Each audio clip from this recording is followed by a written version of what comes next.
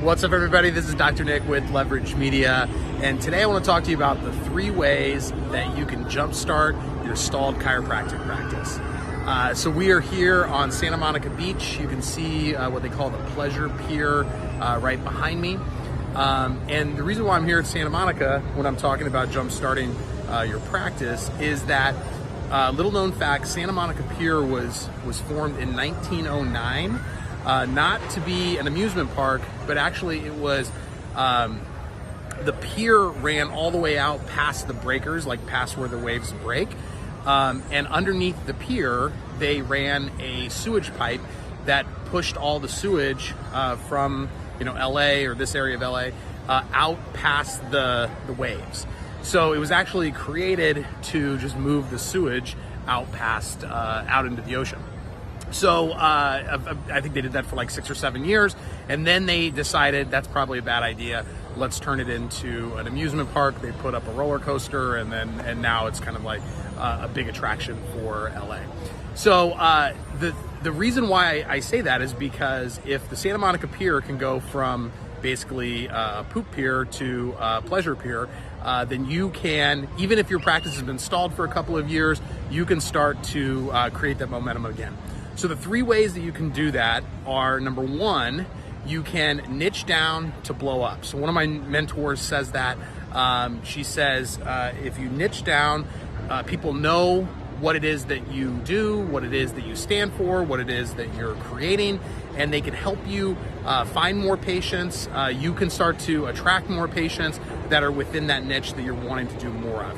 So when you niche down, what that allows you to do is start to focus your message. When you try to have too many messages and you try to be everything to everybody, you end up being nothing to nobody. I don't know if that's the right way to say it, but you know what I mean. So when you niche down, it really allows you to focus your energy and your attention and your money on the types of patients that you want. So I just did an interview that posted this. I think this video is going to post the same week that I did an interview with Cody Jordan. And what he did, he was stalled, I think if I remember right, he was stalled at about 650 per year, and they'd been in practice for a while. It's not like it was a new practice. They'd been in practice for a while. They'd kind of like gotten stuck at that level, and they started to do what he calls a migraine challenge. And if you're interested in finding out more about that, he's helping other doctors do this migraine challenge. But he basically was able to double his practice. He went from $650,000 to over $1 million in 1 year because he focused in on that migraine niche. So that's number 1.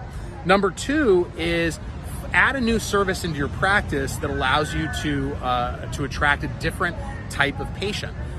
So for example, in 2020, my practice is adding in neuropathy and knee pain into our practice. When we do that, no one that comes into our practice comes in because of peripheral neuropathy right now. But once we're able to start marketing that and start messaging towards that, we will be able to start attract those new types of patients that we never had before. So it'll allow us to add an extra stream of revenue onto the practice. So we've been kind of at the same level for the last few years.